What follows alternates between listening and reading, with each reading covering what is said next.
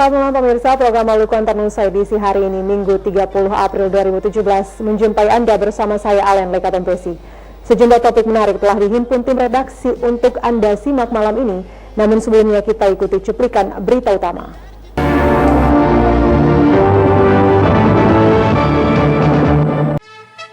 Pembangunan listrik desa terhambat minimnya infrastruktur jalan.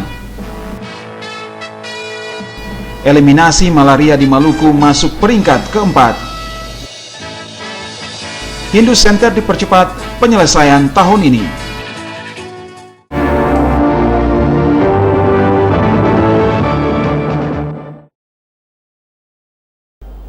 Demikian tadi cuplikan berita utama Maluku Antar Nusa malam ini, dan kini kita ikuti berita selengkapnya.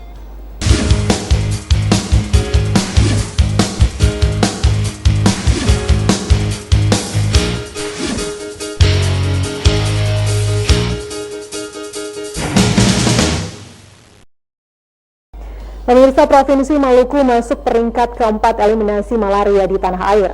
Sekretaris Dinas Kesehatan Provinsi Maluku, Dela Adonia Rerung, menegaskan pihaknya gencar melakukan pencegahan penyebaran penyakit malaria dengan membagikan kelambu dan mengkampanyekan hidup bersih kepada masyarakat. Kota Ambon, Maluku Tengah, dan Kabupaten Buru merupakan wilayah di Indonesia yang rawan terhadap penyebaran penyakit malaria. Sekretaris Dinas Kesehatan Provinsi Maluku, Dela Adonia Rerung, menyatakan penyebaran penyakit malaria di Maluku masih sangat tinggi. Hal itu menempatkan Maluku peringkat keempat eliminasi malaria di tanah air. Menurut Rerung, penyakit malaria merupakan bagian dari penyakit infeksi yang cukup banyak diderita oleh masyarakat. Sampai saat ini Kota Ambon, Maluku Tengah, dan Kabupaten Buru masih termasuk wilayah yang masuk dalam kategori endemik malaria. Olehnya itu, Dinas Kesehatan Provinsi Maluku gencar melakukan pencegahan dengan membagikan kolambu dan mengkampanyekan hidup bersih kepada masyarakat. Rerung menyatakan Dinas Kesehatan Provinsi Maluku menargetkan 2030 Maluku bebas dari penyebaran penyakit malaria. Provinsi tinggi adalah Maluku. Peringkat keberapa, Pak? Kalau saya tidak salah yang keempat kalau tidak salah. Keempat ya. Saya tidak tertinggi, apa Pak, betul. ya? Maluku tertinggi ya, Pak? Tinggi lah dari sekian provinsi Maluku ya. Ada beberapa provinsi memang tidak ada malarianya. Nah, harapan kita kan malaria bebas. Kita berharap ke depannya tujuan eliminasi ini bahwa tidak ada lagi pasien, tidak lagi warga yang kena penyakit malaria. Bahkan kemarin setelah kongres paling tidak ada penderita malaria yang meninggal. Dan kita harapkan ke depan lagi tidak ada lagi kasus malaria. Rerung berharap pola hidup bersih terus digalakan. Dengannya target eliminasi penyakit malaria dapat terwujud berdasarkan instruksi dari Presiden Joko Widodo. Selain eliminasi penyakit malaria, Dinas Kesehatan Provinsi Maluku juga terus gencar melakukan pencegahan terhadap penyakit kanker serviks. Pencegahan itu dengan melibatkan semua pihak, salah satunya Stikes Maluku Husada. Ketua Stikes Maluku Husada, Lukman Labasi, menyatakan pemeriksaan terhadap kanker mulut rahim merupakan kepedulian Stikes Maluku Husada dalam membantu masyarakat untuk pencegahan dini terhadap kanker mulut rahim. Labasi berharap pengobatan gratis mampu membantu masyarakat di 3 negeri tersebut.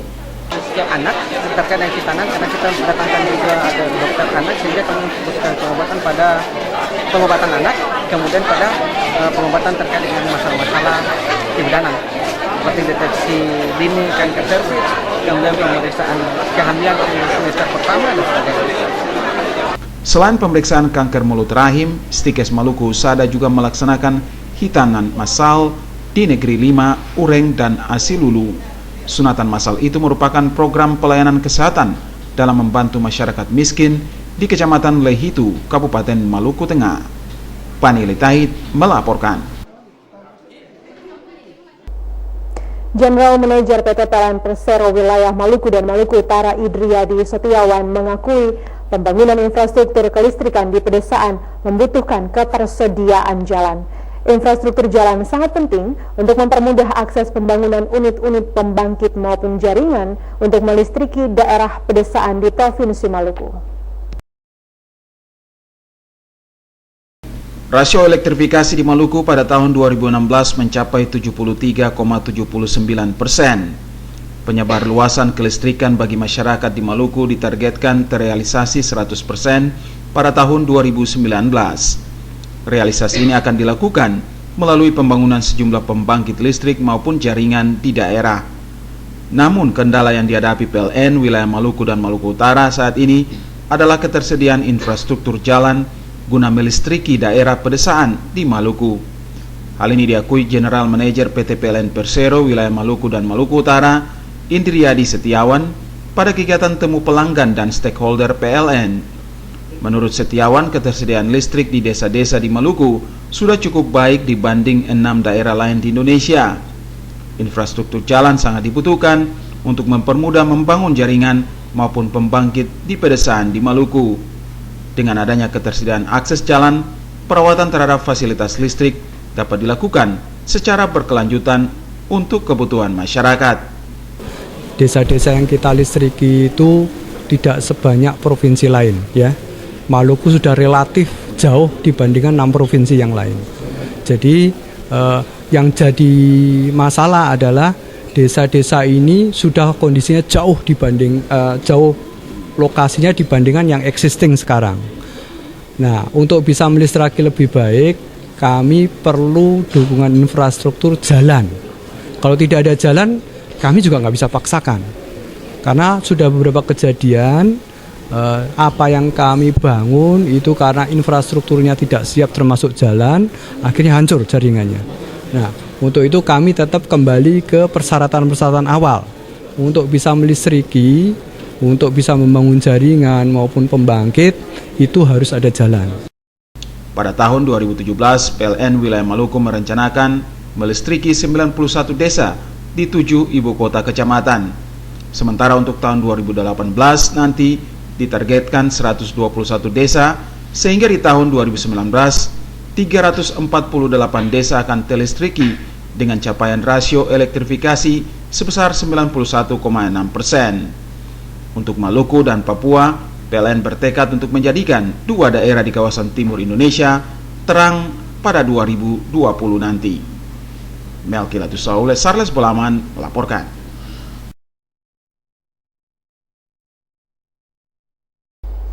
Pemirsa, jembatan Merah Putih akan dilengkapi dengan fasilitas gedung pemantau dan pemeliharaan.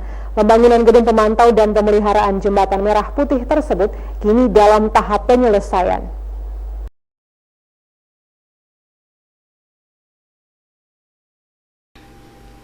Setahun sudah jembatan Merah Putih resmi dioperasionalkan. Masyarakat Maluku khususnya warga kota Ambon telah menikmati keberadaan jembatan terpanjang di kawasan timur Indonesia ini. Kendaraan bermotor berbagai jenis pun bebas melintas baik dari arah Galala maupun dari arah Poka Rumah 3. Jembatan Merah Putih dinobatkan sebagai salah satu ikon pembangunan kota Ambon dan Maluku.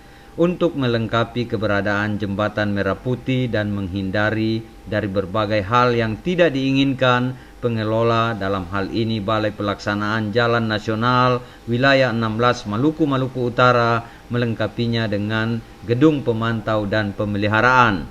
Pembangunan gedung pemantau dan pemeliharaan jembatan Merah Putih tersebut kini dalam tahap penyelesaian. Kepala Satuan Kerja Pembangunan Jembatan Merah Putih Stanley Tuapatinaya mengaku pembangunan gedung pemantau dan pemeliharaan telah rampung dan kini hanya melakukan perbaikan kecil saja sambil menunggu pengadaan meubilir pelengkap ruangan dalam gedung. Stanley Tuapatinaya menyatakan pada prinsipnya tidak ada kendala dalam pembangunan gedung pemantau dan pemeliharaan Jembatan Merah Putih. Berbagai fasilitas pelengkap gedung pemantau dan pemeliharaan juga telah ada, seperti alat ukur kecepatan angin, alat deteksi kekuatan gempa, CCTV, dan lampu penerangan yang kesemuanya untuk memantau kesehatan jembatan. Selain itu, Tuapatinaya menjelaskan gedung pemantau dan pemeliharaan Jembatan Merah Putih juga dilengkapi dengan ruang terbuka hijau yang meliputi areal jogging club, lapangan gateball, serta diorama JMP yang dapat digunakan masyarakat umum. gedung pemantau GMP ini dibangun untuk sebagai gedung tempat pemeliharaan GMP itu dilakukan. Mulai dari di sini kan dipasang dia punya alat-alat pemantau yang bisa mencek bahwa dia punya kecepatan angin, dia punya lendutan jembatan, daya tarik jembatannya. Kemudian dari hal-hal tersebut kita bisa mempelajari bahwa kondisi jembatan kita ini sehat atau tidak. Jadi dari jembatan kantor pemantau ini juga ada namanya ruang terbuka hijau yang kita bangun. Memang ini dikhususkan untuk masyarakat supaya masyarakat juga bisa menikmati GMP itu dari posisi dari RTH ini. Gitu. Jadi di sini juga masyarakat bisa masuk, lihat, nanti kemudian pada waktu malam itu kan posisi sini yang paling bagus untuk melakukan foto atau dan sebagainya gitu. Nah, diharapkan dengan adanya RTH ini ya semua juga menikmati lah. GMP ini kan bukan hanya milik ini tapi milik masyarakat Maluku gitu kan. Gedung pemantau dan pemeliharaan yang dibangun itu merupakan upaya mengamankan sejumlah titik di kedua sisi jembatan Merah Putih, baik dari arah Galala maupun dari arah Pokaruma 3. Boy Nahrum, Edmond Tupan melaporkan.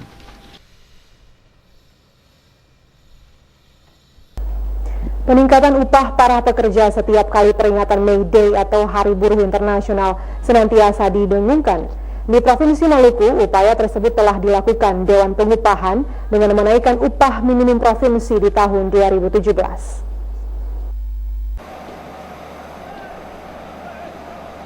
Setiap kali peringatan May Day atau Hari Buruh Internasional, upaya peningkatan upah para pekerja senantiasa didengungkan. Dalam peringatan May Day tahun 2017, 3 isu utama dikedepankan, yakni menolak upah murah bagi para pekerja, menghapus sistem alidaya dan pemagangan serta jaminan sosial. Ketiga hal itu dikedepankan sebagai upaya menstandarisasikan kehidupan hidup layak KHL terkait kebutuhan hidup para pekerja. Di Maluku, upaya tersebut telah dilakukan Dewan Pengupahan dengan menaikkan upah minimum provinsi menjadi Rp1.952.000 untuk tahun 2017.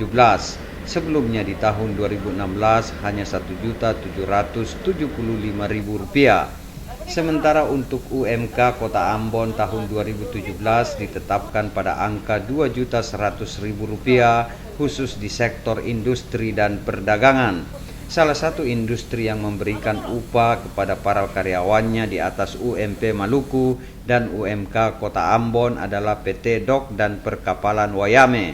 Ya, kalau masalah pendapatan per bulannya ya udah lebih dari UMP, Pak. Ya cukup lah untuk sementara waktu. Karena ya kondisi dan perusahaan yang ada ini ya kalau untuk sekarang ya udah lebih ya. Pokoknya cukup lah untuk kehidupan untuk 1 bulan. Direktur Utama PT Dok dan Perkapalan Wayame Kusno menguraikan dalam pengupahan kepada karyawannya, manajemen menyesuaikan dengan peraturan pemerintah, yakni sesuai dengan UMP dan UMK setempat. Selain berpatokan pada UMP dan UMK, pihaknya juga masih memberikan insentif lainnya sebagai upaya menstandarisasikan kehidupan hidup layak KHL terkait kebutuhan hidup para karyawan. Kita kan taat harus aturan di provinsi ini. Jadi perlu kalian ketahui bahwa UMP di provinsi ini kan 1,950, gitu. Ya alhamdulillah untuk karyawan Dok ini gaji rata-rata sudah di atas itu semua lah. Di atas UMP. Nah, jadi kalau UMP-nya 1,950, sementara anak-anak ini gaji karyawan yang paling rendah itu sudah sekitar 2,5 ditambah uang makan karyawan itu satu hari ini 100.000. Berarti kesejahteraan mereka sangat. Ya alhamdulillah. Jadi uang yang dibawa pulang karyawan minimal itu sudah antara 5 sampai 6 jutaan. Itu karyawan yang paling rendah.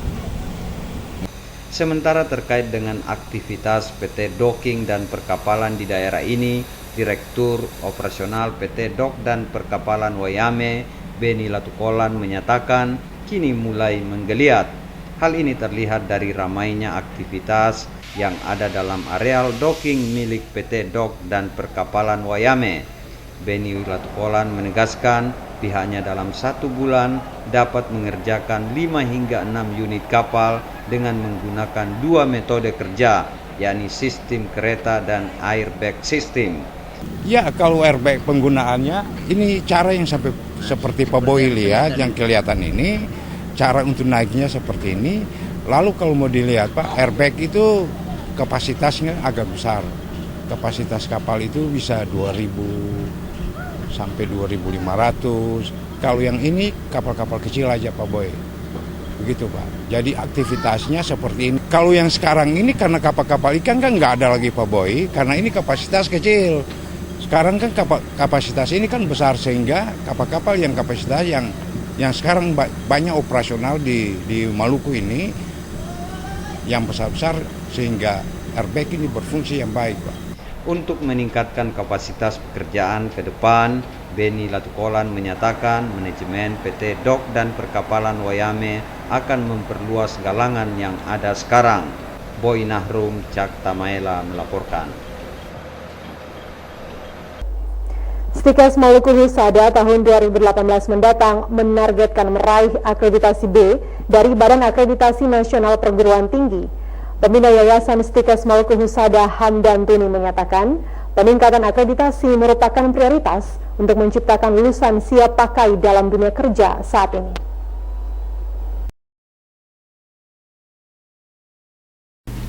Peningkatan kualitas sumber daya manusia di bidang kesehatan terus dilakukan oleh Sekolah Tinggi Ilmu Kesehatan Maluku Husada. Peningkatan kualitas itu dengan mempersiapkan tenaga pengajar berkualifikasi S2 dan S3. Pembina Yayasan Stikes Maluku Husada Hamdan Tuni menyatakan saat ini 3 program studi telah terakreditasi B dari Badan Akreditasi Nasional.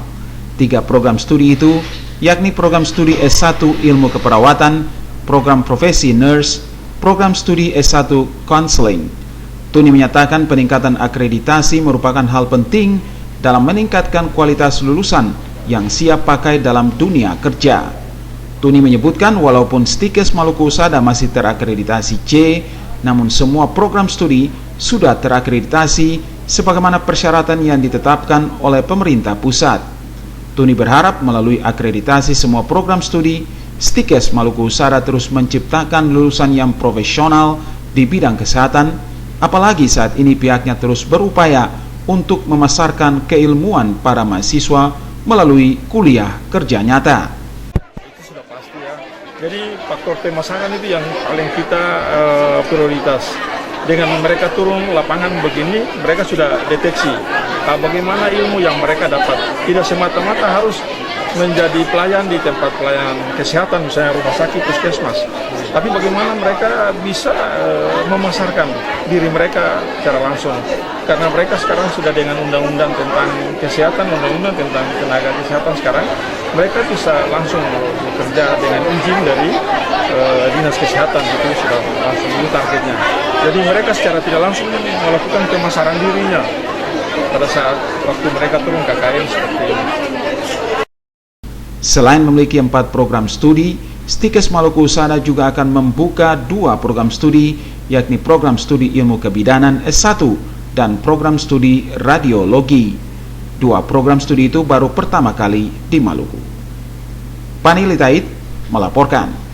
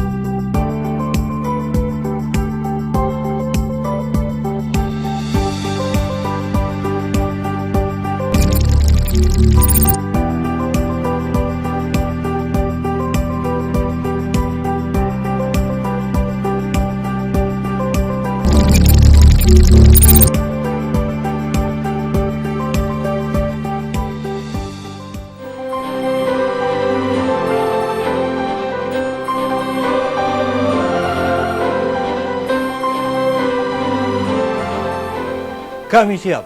Kami siap. Kami siap. Kami siap. Kami siap. Kami siap. Melalui momentum HUT ke-24 TVRI Maluku, kami tingkatkan pelayanan kepada masyarakat Maluku dengan meningkatkan penyiaran melalui saluran digital 8-10 jam per hari.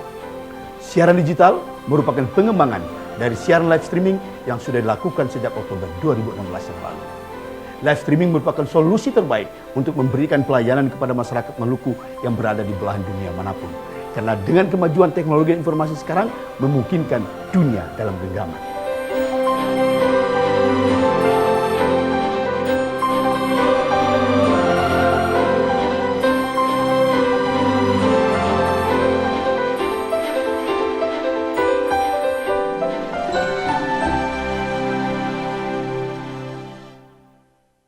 Kita beralih ke informasi selanjutnya.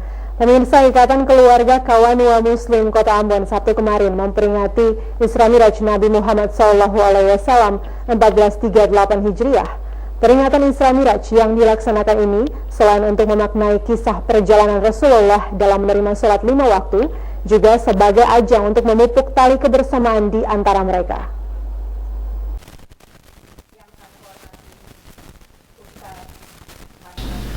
Peristiwa Isra Miraj merupakan kisah perjalanan Nabi besar Muhammad SAW dalam menerima sholat 5 waktu dari Allah Subhanahu wa Ta'ala.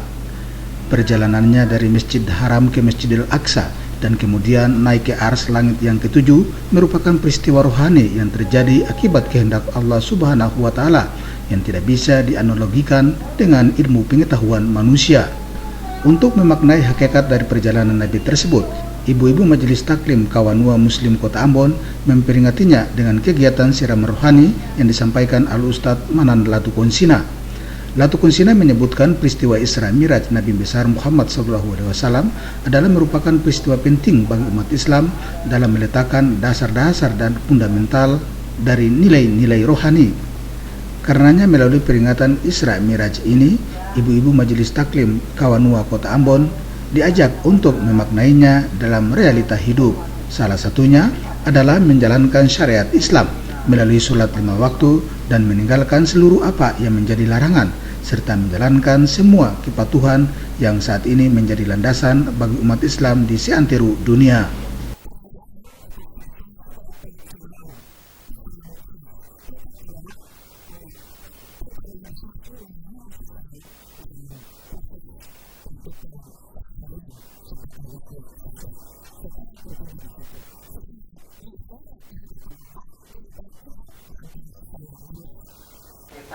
Ketua Pengurus Ikatan Keluarga Kawanua Muslim Kota Ambon, Desi Subianto, mengatakan peringatan Isra Miraj yang dilaksanakan ini selain untuk memaknai kisah perjalanan Nabi Muhammad SAW dalam menerima sholat 5 waktu, namun lebih dari itu kegiatan ini juga sebagai ajang memperkokoh ikatan kerahiman dan kebersamaan antar sesama, utamanya dalam mempertebal keimanan dalam meraih ridho dan cita dari Allah Subhanahu wa Ta'ala.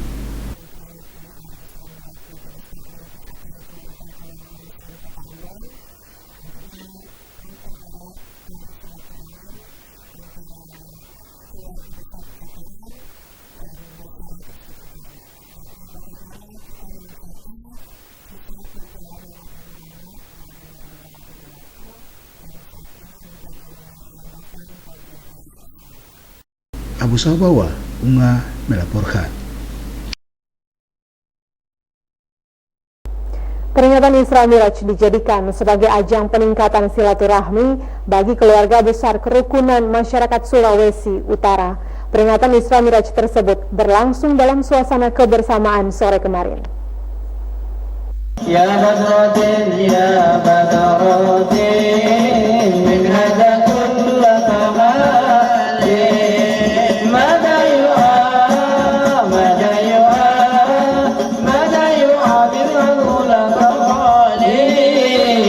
Keluarga besar kerukunan masyarakat Sulawesi Utara di Kota Ambon memperingati Isra Miraj yang berlangsung Sabtu sore.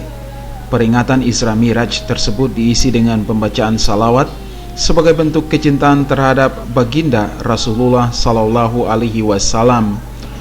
Ketua Kerukunan Masyarakat Sulawesi Utara, Jen Liomo, mengajak masyarakat Sulawesi Utara di Kota Ambon terus meningkatkan silaturahim melalui kegiatan keagamaan. Hal itu penting dalam memperkokoh tali silaturahim antar sesama. Luimo mengakui walaupun adanya perbedaan keyakinan, namun masyarakat Sulawesi Utara mampu menciptakan kebinekaan orang basudara di Maluku. Luimo berharap peningkatan persaudaraan terus terjaga, dengannya dapat mempererat hubungan kekeluargaan antar sesama seperti halnya terjadi di kampung halaman.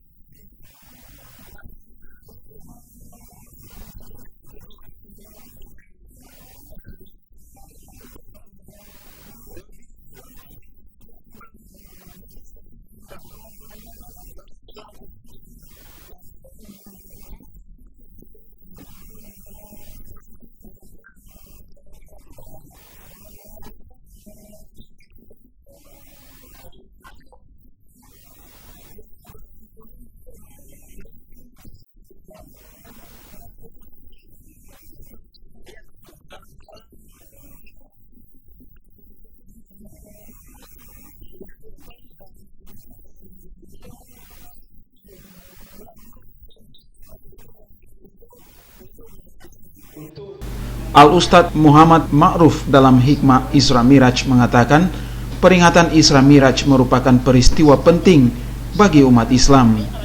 Dikatakan kisah perjalanan Nabi Muhammad SAW dari Masjidil Haram ke Masjidil Aqsa di Yerusalem merupakan perintah Allah untuk menjalankan sholat 5 waktu sehari semalam kepada umatnya. Ustadz minta momentum peringatan Isra Miraj dapat dijadikan sebagai peningkatan keimanan dalam kehidupan sehari-hari. Dikatakan peringatan Isra Miraj hendaknya dijadikan sebagai wahana untuk meningkatkan silaturahim antar sesama keluarga besar Sulawesi Utara di Kota Ambon. Panili Taid, Junaidi Asril melaporkan. Pemirsa, Gubernur Maluku Said Assegaf berkeinginan gedung kerohanian Hindu Center selesai dikerjakan tahun ini. Untuk itu, umat Hindu Kota Ambon maupun Maluku dapat menggunakannya untuk kegiatan-kegiatan kerohanian seperti Dharma Santi Hari Raya Nyepi.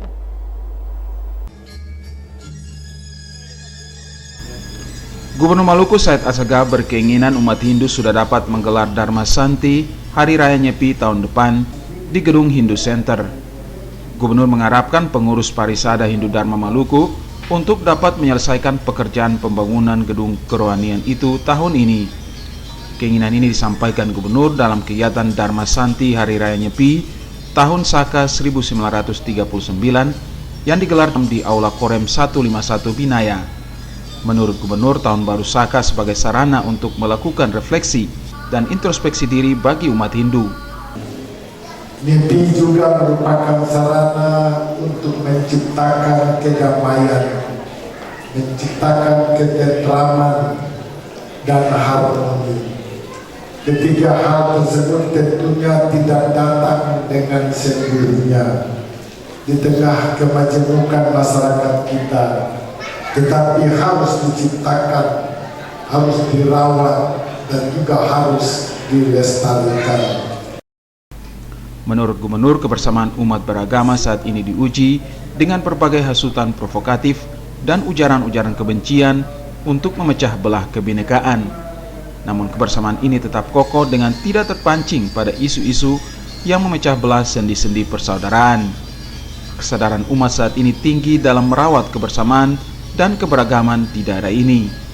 Ketua Parisada Hindu Dharma Maluku Inyoman Sukedana menyatakan, umat Hindu di Maluku menyadari keberadaannya yang tak terpisahkan dari masyarakat Maluku. Umat Hindu yang tersebar di seluruh kabupaten kota di Maluku meyakini perbedaan adalah keniscayaan yang tidak bisa diabaikan.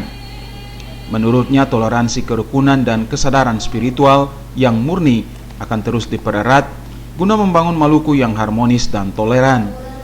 Sukedane mengakui basudara bukan karena keterikatan biologi semata, namun lebih dari itu adalah hubungan yang lahir dari saling menghargai. Untuk itu Sukedana mengajak seluruh umat beragama memaknai semua makhluk ciptaan Tuhan adalah bersaudara. Dalam Dharma Santi Hari Raya Nyepi ini, hadir Ketua-Ketua Parisade Hindu Dharma Indonesia, Kabupaten Kota Semaluku. Melkilatus Saule, Sarles Bolaman melaporkan.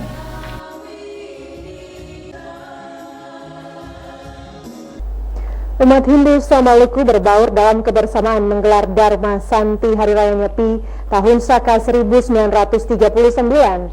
Hadir pula dalam Dharma Santi Ketua Pengurus Harian Parisada Hindu Dharma Pusat Wisnu Bawa Tanaya. Berbagai rangkaian kegiatan telah digelar hingga perayaan Hari Suci Nyepi Tahun Baru Saka 1939 seperti bakti sosial, ritual melasti, pawai ogo-ogo, hingga catur brata pada Hari Suci Nyepi. Setelah pelaksanaan rangkaian Hari Suci ini, umat Hindu Maluku melaksanakan Dharma Santi. Dharma Santi adalah aktualisasi ajaran Weda pada agama Hindu. Tujuan pelaksanaan Dharma Santi untuk mencapai kedamaian dengan jalan kebenaran.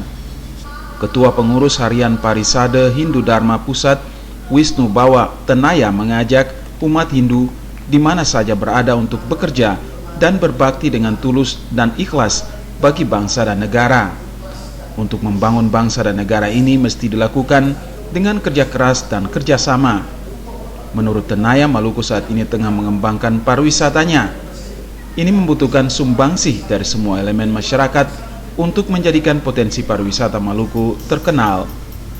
Dari Sabang sampai Merauke, dari Mesdorote, kita harapkan semuanya, mari kita berbakti, berkarma, bekerja, ya, untuk bangsa dan negara, untuk agama, lakukan berbakti dengan tulus ikhlas, dengan kerja yang terbaik, do the best, lakukan terbaik untuk membangun negeri. Gubernur Maluku Said Asaga berkeinginan tahun depan umat Hindu Maluku bisa merayakan Dharma Santi Hari Suci Nyepi di Hindu Center. Selain pusat-pusat pengembangan kerohanian ini, pemerintah juga akan membangun perkampungan multi etnis dan multikultur yang di dalamnya berbaur berbagai agama dan etnis di Maluku. Hal ini diupayakan agar kehidupan perdamaian dan harmonisasi di kalangan umat beragama dapat terus terbina dalam bingkai kemajemukan. Saya 2 bulan lalu sudah tinjau, ya, saya sudah tinjau Buddha Center sama Hindu Center. Mudah-mudahan tahun ini bisa tuntas ya Pak, ya bisa tuntas ya. Dan ini kan tahun depan di bulan April ini kalau perayaan yang ke 1940, mudah-mudahan bisa dilaksanakan di gedung yang baru. Gubernur berharap melalui Hari Raya Nyepi yang telah dirayakan umat Hindu dapat diterima Sang Hyang Widiwasa, Tuhan Yang Maha Kuasa. Setiap umat hendaknya tidak terjebak dalam upacara maupun momen seremonial. Namun biarlah momen Tahun Baru Saka 1939 dapat meningkatkan kesadaran religius umat untuk membangun persaudaraan dan kehidupan berbangsa dan bernegara yang harmonis, sehingga konsep kebinekaan dapat diaktualisasi dalam kehidupan sehari-hari. Melkilatus Saule, Sarles Bolaman melaporkan.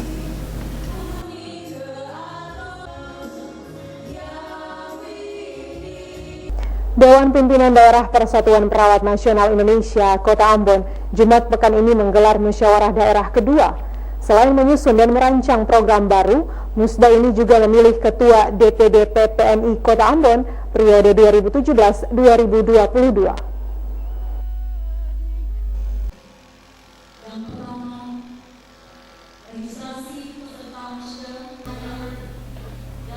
Tenaga keperawatan memiliki peranan penting dan strategis dalam memberikan pelayanan kesehatan kepada masyarakat, karena perawat merupakan garda terdepan dalam memberikan pelayanan pertolongan pertama pada penderita atau pasien.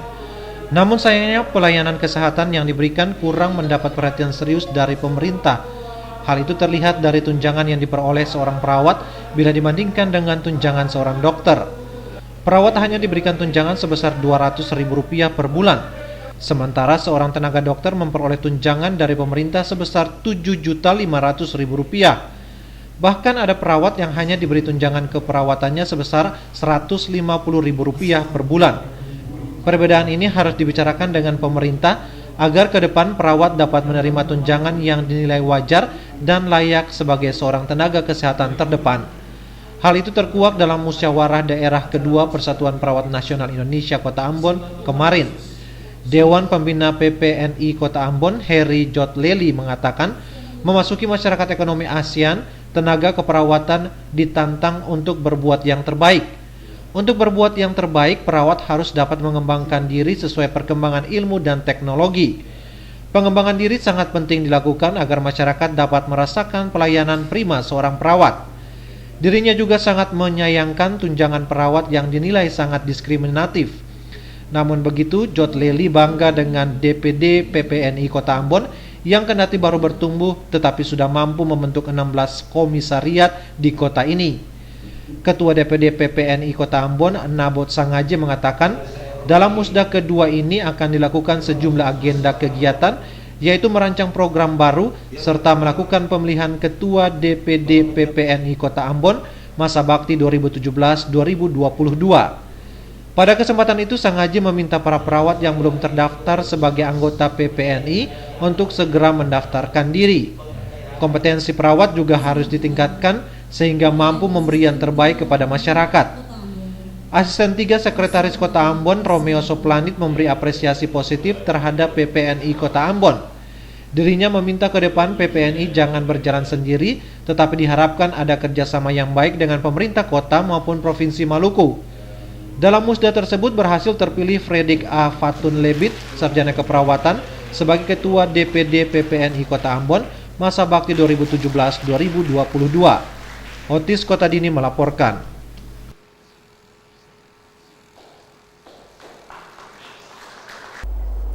Pemirsa, tanggal 20 Mei mendatang, Klasis GPM Kota Ambon genap berusia 44 tahun.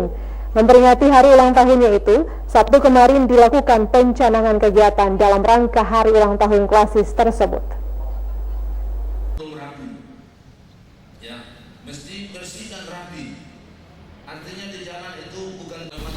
44 tahun bagi Klasis Kota Ambon bukan lagi usia yang labil. Untuk ukuran manusia, usia itu menunjukkan kedewasaan serta telah matang dalam melaksanakan tugas dan tanggung jawabnya. Menjelang hari ulang tahunnya yang ke-44 itu, Klasis GPM Kota Ambon Sabtu kemarin melakukan pencanangan hari ulang tahunnya. Pencanangan tersebut dihadiri Sekretaris Kota Ambon AG Latuheru. Sebagai langkah awal dalam pencanangan tersebut dilakukan sapu jalan serta bersih lingkungan Gereja Maranatha. Sekretaris Klasis GPM Kota Ambon Pendeta Adriana Lohi mengatakan dalam rangka memeriahkan HUT Klasis Kota Ambon, sejumlah kegiatan telah disiapkan panitia. Kegiatan yang dilakukan dalam rangka HUT Klasis Kota Ambon itu sebagai upaya meningkatkan kreativitas jemaat di Klasis itu. Kegiatan hari ulang tahun yang ke-44 ini ada rangkaian kegiatan yang dilakukan, pelayanan kesehatan, bahkan juga expo. Expo ini untuk meningkatkan kreativitas sumber daya jemaat yang akan dilaksanakan di areal Gereja Maranatha, dan di situ ada juga lomba pangan lokal. Dan kami sangat mengharapkan bahwa partisipasi jemaat untuk mensyukuri kebaikan Tuhan untuk hari ulang tahun yang ke-44. Terima kasih. Sekretaris Kota Ambon AG Latuheru memberi apresiasi terhadap kegiatan yang dilaksanakan dalam pencanangan HUT Klasis kota ini. Menurut Latuheru, kepedulian terhadap program pemerintah kota ini bila dilaksanakan oleh semua organisasi keagamaan maupun kemasyarakatan, maka Kota Ambon akan terjaga kebersihannya. Dirinya juga sangat mendukung rangkaian kegiatan dalam rangka HUT dimaksud. Kegiatan yang dilaksanakan itu menandakan Klasis sangat peduli dengan jemaatnya. Majelis Pekerja Harian Sinode Gereja Protestan Maluku, Pendeta Aceh Sokota mengatakan, usia 44 tahun menandakan Klasis Kota Ambon sudah dewasa serta matang dalam pelayanan. Matang, kata Sokota, bukan berarti tidak perlu mengembangkan tugas dan tanggung jawabnya, tetapi semakin digiatkan tugas pelayanan terhadap jemaatnya. Sokota mengatakan hal yang terpenting di HUT ke-44 ini yaitu memberi semangat dalam segala hal, ciptakan kebersamaan yang rukun, peduli, dan saling berbagi, serta terutama berbagi kasih. Pencanangan HUT ke-44 Klasis Kota Ambon yang dicanangkan MPK Sinode Pendeta Aceh Sokota itu dilanjutkan dengan jalan santai bersama serta senam jantung sehat. Jalan santai bersama itu mengambil rute sejumlah ruas jalan protokol yang ada di Kota Ambon. Sementara senam jantung sehat menghadirkan instruktur lokal Kota Ambon.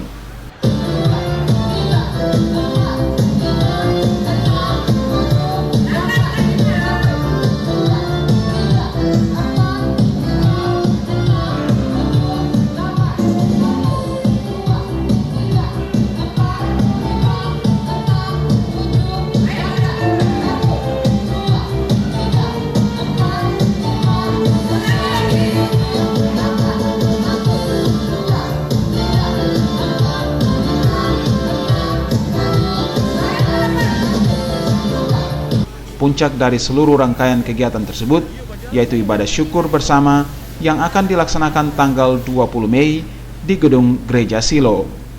Otis Kotadini melaporkan. 6 titik sumur bor di Kota Ambon telah ditemukan untuk dijadikan sumber air bersih warga kota. Saat ini pengeboran sementara dilakukan di 2 titik, yaitu di Karang Panjang dan Belakang Soya.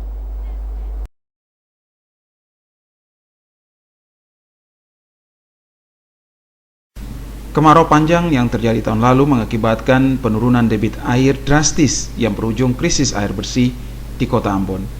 Mengantisipasi fenomena alam ini, PT DSA mencari sumber-sumber air baru yang dapat digunakan untuk pemenuhan kebutuhan masyarakat. 6 titik sumber air yang ditemukan antara lain di kawasan Karang Panjang, Belakang Soya, Kebun Cengkeh, dan Tantui Bawah. Pihak DSA saat ini tengah mengerjakan 2 titik sumur bor di kawasan Karang Panjang dan Belakang Soya. Kepala Bagian Teknik PT DSA, Opis Tuana Kota menyebutkan, titik-titik sumur bor ini dideteksi dengan menggunakan alat pendeteksi sumber air. Dalamnya pengeboran air tanah untuk mendapatkan sumber air yakni antara 120 hingga 130 meter. Kan ada penambahan 6 titik. 6 titik itu ada 2 yang sudah jalan. Jadi yang ketiga sementara dikerja, ada lagi 3 titik lagi untuk daerah Kebun Cengkeh. Kebun Cengkeh dan di mana Pak? Kebun Cengkeh sama Karang Panjang. Sebutkan 6 titik itu bisa berapa? Jadi kalau rencana itu yang sudah jalan ini 1 di Belakang Soya, 1 di Karang Panjang di seputaran Mandala Remaja, sama 1 di sini di Karang Panjang di sini di sekitaran bak, istilah kita bak 100. Dan 2 titik.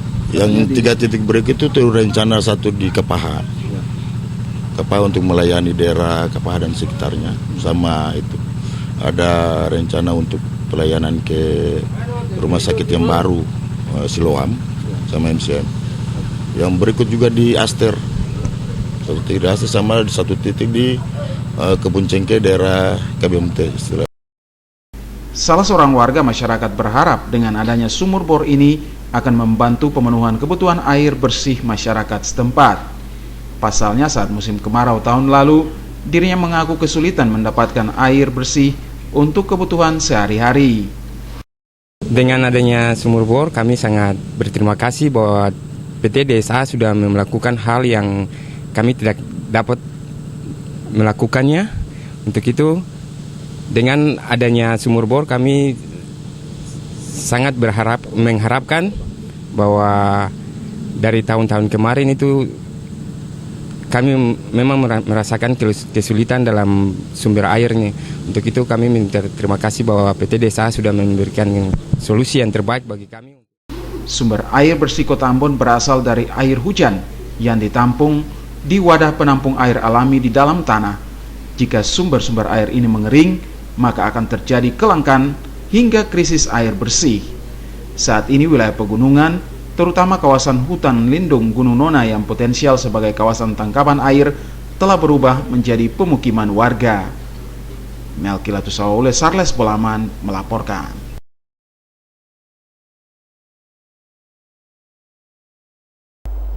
Petugas pemasyarakatan menyita berbagai jenis telepon genggam dari tangan narapidana.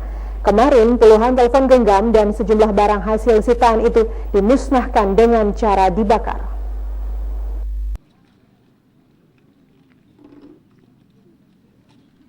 Jajaran kantor Kementerian Hukum dan HAM Maluku memusnahkan 70 telepon genggam yang disita dari narapidana di sejumlah lapas maupun rumah tahanan negara di Maluku. Barang itu merupakan hasil rahasia petugas lapas setahun terakhir. Sebelumnya, petugas telah menyampaikan aturan tentang larangan bagi narapidana dan pengunjung memasukkan maupun menggunakan alat komunikasi di dalam lapas maupun rumah tahanan. Selain telepon genggam, juga dimusnahkan obat-obat generik, ikat pinggang, dan gunting hasil sitaan petugas dari narapidana. Handphone-handphone yang telah dimusnahkan tadi itu adalah hasil kerjasama kami antara kantor wilayah Kementerian Hukum dan HAM Maluku, yaitu lewat Satgas Kantipnya bekerjasama dengan Satgas Kantip lapas maupun rutan. Di sana mereka bekerja untuk melakukan penggeledahan baik rutin maupun insidentil. Itulah hasil yang bisa kami dapatkan dalam rangka penggeledahan dimaksud.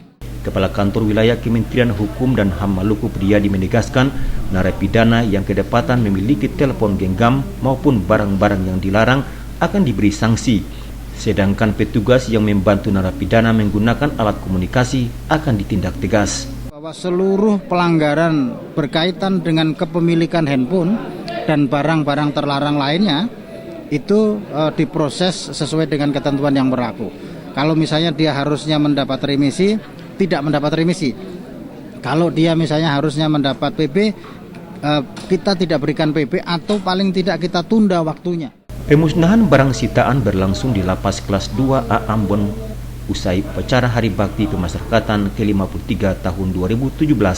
Pemusnahan barang hasil sitaan di lapas dan rutan juga dilaksanakan tahun lalu, namun tidak membuat narapidana jera. Hamjatumia melaporkan. Pemirsa, guna meningkatkan pemahaman dan pengetahuan guru SLB dan sekolah inklusif dalam menyusun dan melaksanakan kurikulum 2013, Dinas Pendidikan dan Kebudayaan Provinsi Maluku menggelar pelatihan. Kegiatan ini diharapkan dapat menghasilkan dokumen kurikulum 2013 di SLB dan sekolah inklusif di Provinsi Maluku.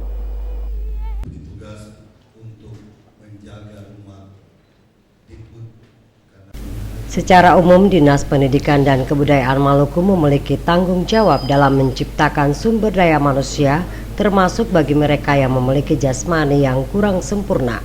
Bagi mereka dibutuhkan penanganan khusus, termasuk kurikulum khusus. Untuk menjawab kebutuhan tersebut, Dinas Pendidikan dan Kebudayaan Maluku bidang pembinaan pendidikan khusus melaksanakan pelatihan penyusunan kurikulum 2013 bagi guru sekolah luar biasa dan sekolah inklusif hari ini. Kegiatan tersebut diikuti 111 guru SLB maupun sekolah inklusif. Mereka berasal dari 7 kabupaten kota di daerah ini. Pelaksana tugas Kepala Dinas Pendidikan dan Kebudayaan Maluku Lutfi Rumbia mengatakan Undang-Undang Nomor 20 Tahun 2003 mengamanatkan bahwa setiap warga negara berhak mendapatkan pendidikan yang bermutu. Dengannya, Direktorat Pembinaan Pendidikan harus berkomitmen untuk melaksanakan amanat undang-undang tersebut tanpa memandang kondisi fisik seseorang. Rumbia berharap dengan adanya pelatihan ini dapat menciptakan guru yang memiliki pengalaman serta menguasai kurikulum 2013 untuk diterapkan di SLB maupun sekolah inklusif di daerah ini. Ya, kita lihat bahwa ya anak-anak berkebutuhan khusus itu kan perlu kita lihat. Dengan demikian maka untuk mereka itu lebih baik kan harus ada kurikulum juga yang baik. Untuk itulah kepada guru-guru yang bekerja atau mengajar di sekolah-sekolah luar biasa, kita berikan pengetahuan kepada mereka bagaimana menyusun kurikulum 2013 yang baik supaya proses belajar mengajar di SLB itu juga lebih baik. Ya.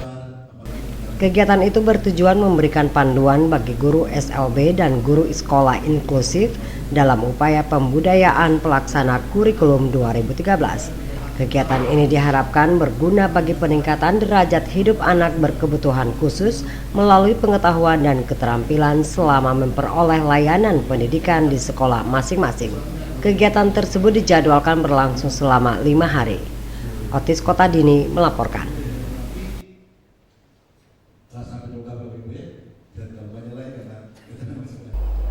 Pendekatan pribadi yang dilakukan Pendeta Yopi Pelupesi cukup memberi dampak positif terhadap kehidupan berjemaat di Jemaat GPM Galala Hatiwe Kecil. Namun yang bersangkutan dalam waktu dekat ini akan meninggalkan Jemaat Gatik. Pendeta Yopi Pelupesi oleh Sinode GPM dimutasikan ke Jemaat GPM Halong Anugrah.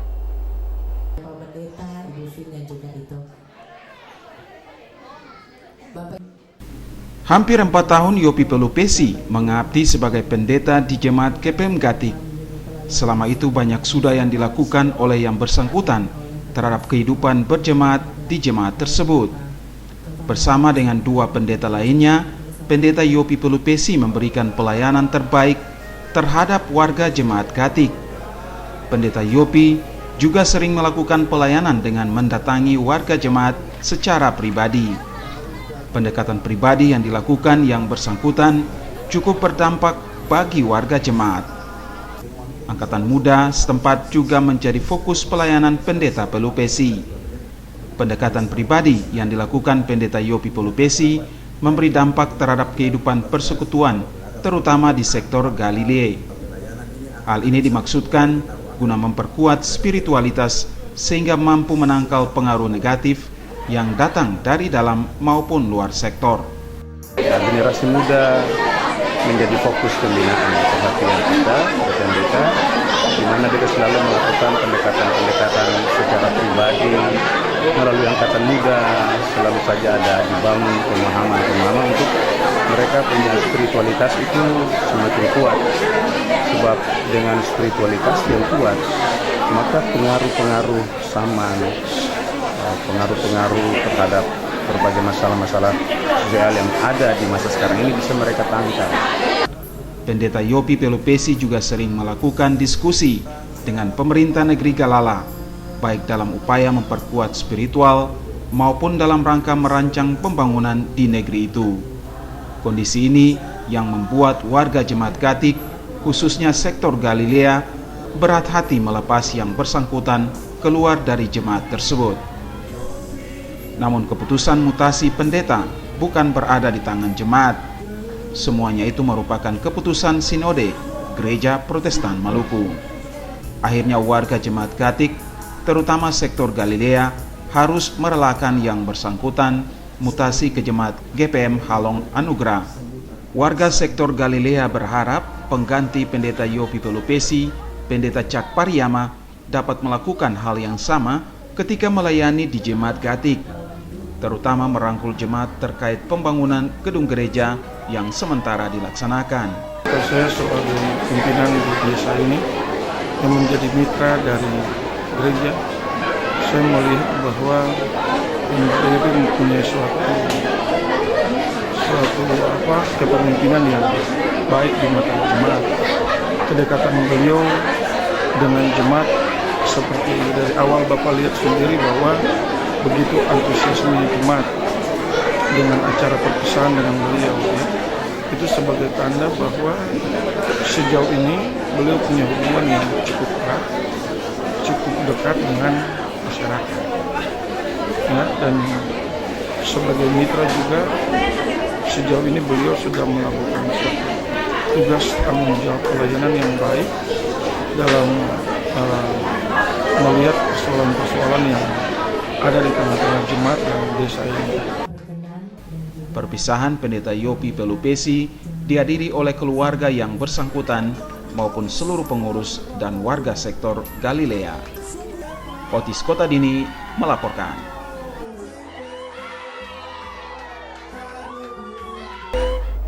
Sebelum perpisahan, warga Jemaat Gatik sektor Galilea melakukan konvoi dengan Pendeta Yopi Pelupesi mengelilingi wilayah pelayanan Jemaat Gatik.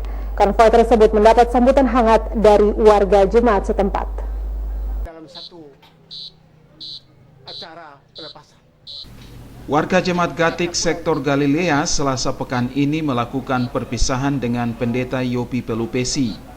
Sebelum melakukan perpisahan, warga sektor Galilea menjemput yang bersangkutan di pastori jemaat dengan menumpang mobil terbuka serta puluhan kendaraan roda 2. Pendeta Yopi Pelupesi kemudian diarak mengelilingi sejumlah ruas jalan di daerah pelayanan Jemaat Gatik. Iring-iringan yang dipandu pengurus sektor itu mendapat sambutan dari warga Jemaat Gatik. Setelah selesai melakukan konvoi, Pendeta Yopi Pelupesi dan keluarga kemudian diantar dengan perahu lembe-lembe menuju ke lokasi perpisahan. Ketua Sektor Galilea Penatua Edi Yosep mengatakan, dalam melaksanakan pelayanan, Pendeta Yopi Pelupesi memiliki komitmen yang kuat untuk membangkitkan iman dan spiritualitas jemaat, terutama di sektor Galilea. Dirinya berharap Pendeta Yopi Pelupesi tidak melupakan jemaat Gatik, terutama sektor Galilea.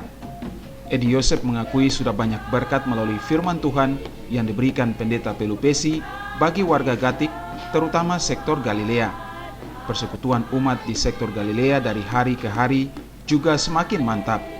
Semuanya itu tidak terlepas dari kerja keras yang dilakukan Pendeta Yopi di jemaat Gatik, terutama sektor Galilea. Pendeta Yopi Pelupesi berharap firman Tuhan yang telah ditaburkannya selama ini tertanam di hati masing-masing anggota jemaat. Dengannya mereka dapat bermanfaat bagi diri pribadi, sesama, maupun lingkungan mereka. Otis Kotadini melaporkan. Pendeta tersayang kita, Pak Pendeta.